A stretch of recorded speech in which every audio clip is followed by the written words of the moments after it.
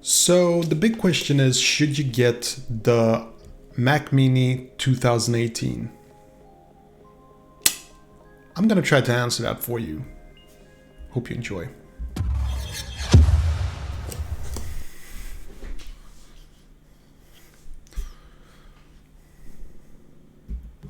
What's up, boys and girls? My name is Vin Jimfield. Hope you're having a smashing day, and if this is your first time to the channel, don't forget to hit that like button and subscribe. And for the rest of you, thank you for joining me once again. So today we're talking about this thing.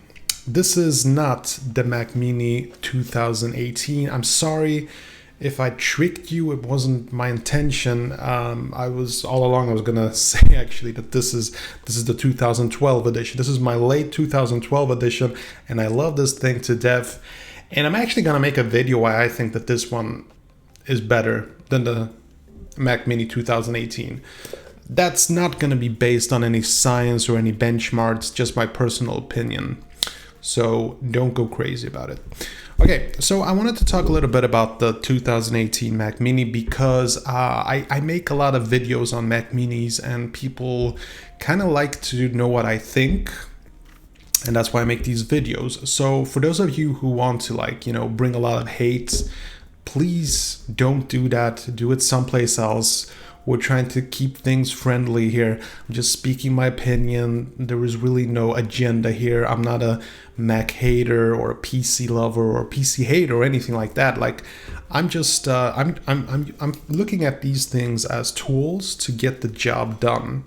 And a lot of people simply value my opinion, whether or not they should get stuff or not. And that's what I tried to provide. I tried to make interesting content. I tried to talk about tech in a way that I feel is perhaps a bit unique. So I don't look at benchmark, for instance. I never look at benchmarks. Even though people ask me to do benchmark text, I never do, because I think that benchmarks are not exactly answering the question, should you buy this product? So the 2018 model, it's a really cool product. Now I was just like Painfully Honest Tech, Jason there. He was very surprised that Apple removed something from the Mac Mini in previous versions and then they put it back. Like, you can upgrade the RAM up to 64 gigs of RAM. That's huge. That's huge of Apple. Personally, I think that this is sort of like it's like a plan to encapsulate the PC users who like upgrade friendly products. And I think that the strategy here is to get PC enthusiasts over to Mac just to try the software, and once they try the software, get hooked by it, and then buy all those MacBooks where everything is solded. Now, this Mac Mini was actually the first Mac I ever bought, and I love it. I really do. And I'm actually considering to using it as my main computer, which I'm going to make a video about in a while. There are actually very practical things about the Mac Mini. Now, today's video, though, I just wanted to talk about the new Mac Mini 2018, my thoughts on it.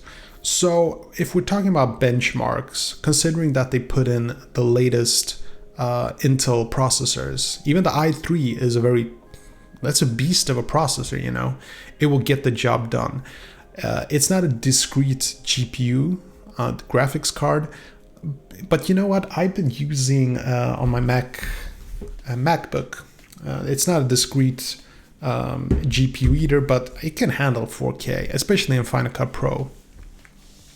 Now, I would just start off by saying, if you are a Premiere Pro user, you do your video editing in Premiere Pro, that software requires you to get like a really powerful beast of a computer in order to be able to edit even something like YouTube videos. So for those users, I would definitely not recommend the Mac Mini. Final Cut Pro users, though, and this is really me talking from personal experience. I'm saying now I'm not editing in 4K anymore. I've sort of realized that content is key, and 4K or versus Full HD, that's just ridiculous. So I edit Full HD at the moment, and I actually think seriously going back to my Mac Mini 2012 because it will get the job done, especially in Final Cut Pro. And I'm also using OBS to edit while I'm recording. It's a cool topic on it, so I'm gonna make a video of that. But the Mac Mini 2018, I think, first of all, for most users who just want the experience of Mac OS, you know, and that's what a Mac computer really is. You can't really compare the CPU and GPU versus a similar product with Windows installed. Two completely different things. Seriously, apples and oranges. It's very, very different. The Mac experience, gosh, that's like a topic on its own. But the Mac OS experience is so rich and so simple that it doesn't really matter which Mac computer you're using. Now, I've looked a bit at the specs. I've seen some benchmarks, and I gotta say, I'm like really impressed with the Mac Mini 2018 model. I would even go so far as to say that the CPU, the basic low end with the i3 is actually pretty impressive. And the GPU, again, it's not discrete, but it is powerful. I mean, there is nobody who can actually deny that it's a powerful machine. Now, is it for gaming? No. But if you're looking for gaming, like, Macs are never a good idea for gaming. Like, seriously, forget it. Just don't look at Macs even for a second. They are just not meant to be used for playing games. There are some games on Mac Store, but no, just stay away from Macs if you're into real intense gaming, or get like a PlayStation 4 or whatever. But if you want just, you know, the computer experience, being able to use GarageBand, Final Cut Pro, writing stuff, writing ebooks, using it as a tool, using it just to browse the web, I'd say like 90% of the population would appreciate a Mac Mini. Now, there is one huge drawback for most people, and it's the fact that you actually have to get a computer screen, a keyboard, and a mouse. But this is kind of like, this is something where Apple gives you a choice, which is on its own kind of rare, but they actually let you pick what kind of keyboard, what kind of screen you want to use. Do you want to use a big 32 4K, or are you going to go with something like a small 19 screen, you know, a 22 screen, something with just full HD, you know, or 2.5K, you know, you get to decide. Same goes for the keyboard. You want it wireless? You want it a mechanical one? You can pick anything you want. Now, you could pick when you buy a MacBook or an iMac, but then you actually get a lot of products that perhaps you don't want to use. So you're paying extra for premium products that maybe you're just not interested in.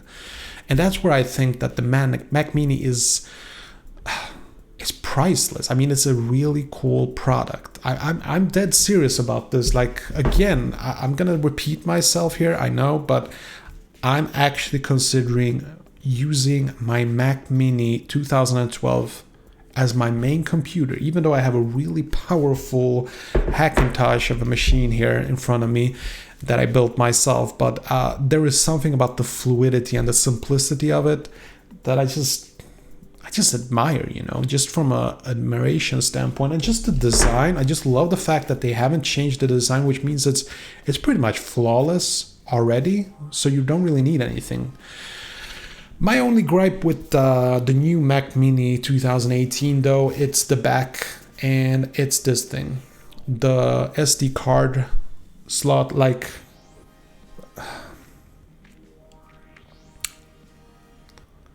when you have a camera, the time it would take to transfer a whole days of shooting photos or films, videos, the idea of transferring that through Wi-Fi is ludicrous at this point. And there aren't any cameras that have fast Wi-Fi transfers, except perhaps the GoPro, which I'm actually pretty impressed by, the GoPro Hero 7. I'll make a video on that. You should remind me though. But not having an SD card slot is like stupid. I mean, I'm sorry, I love Apple and everything, but that's just stupid. And I know there's going to be somebody in the comment section who's going to say something brilliant like, well, there are the dongles. There are the card readers that you can purchase and connect it to this thing. But why? When my Mac Mini already has that built in, why would I want to do that?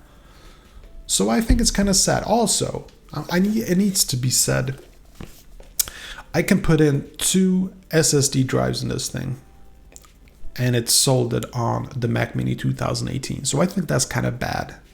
That's just my personal opinion, but come on, that's bad. Okay, I get it. You know, there are these hard drives that are like really fast, you know, like 2,000 megabytes per second. I get that. Really cool. Honestly, nobody's gonna know the difference between 2,000 and 500, which is in a regular SSD drive. So I'd say that's kind of pointless. I really do. All right, like SSDs, in my experience, they are good for launching apps, Final Cut Pro, GarageBand, but when it comes to like media, I gotta be honest, like I done tests, experiments. I'm gonna show you someday in a video, but there isn't that much difference, you know, exporting, importing between a regular hard drive and an SSD. Like there just isn't. Like, you are assuming that there is a difference because the files are so big and it takes that much longer to transfer the files. You are mistaken, sir, because this is how it works. The thing that takes a long time when you are exporting and importing large video files is the CPU. The CPU that's processing the files. That's the thing that's taking the time, not the SSD or the regular hard drive. So I would argue that that's not a big deal, at least not for video editing. And the rest of it is just like a gimmick to sell more stuff. This SSD is 4 times faster. Big deal. Couldn't care less. So it's really all about the Mac OS experience, and that you get pretty much the same experience on every Mac computer. That's what I kind of like about Apple. But when it comes to this Mac Mini, like I've just, you know, highlighted some bad things about it, but it doesn't mean that these things are like not reasons enough not to buy the Mac Mini. That's not what I'm saying at all. I think that if you are in the market to buy a Mac Mini today and you want it to be a new one, by all means, it's a really good product. I really believe that, and I haven't tested it, but I know it to be your truth because I have experience with a much, much older model that is a lot slower than this new one. And if we're talking about the price, it seems a bit pricey, but actually, if you look at the specs, I'd say that you pretty much get a lot for paying $1,000. You get a lot from that Mac, even the one with the i3 processor. I just want to put it out there. So me personally, I'm really impressed with the Mac Mini 2018, and I haven't even tested it. Just by everything that I've read, watched, really analyzing like the specs, and with my experience of the previous model, it's a solid computer. I can sit here and say that because it's a solid computer. So that's really my thoughts on the whole thing. Now, you might not agree with me, and you are right to do so if you have the right arguments. So I, of course, invite you to put the argument in the comment section. See you there. Okay, that was it. Hope you enjoyed this video. And if you did, see that like button, smash it. And I got some freakishly awesome videos coming up. Better subscribe so you don't miss a beat. I'll see you later. Peace.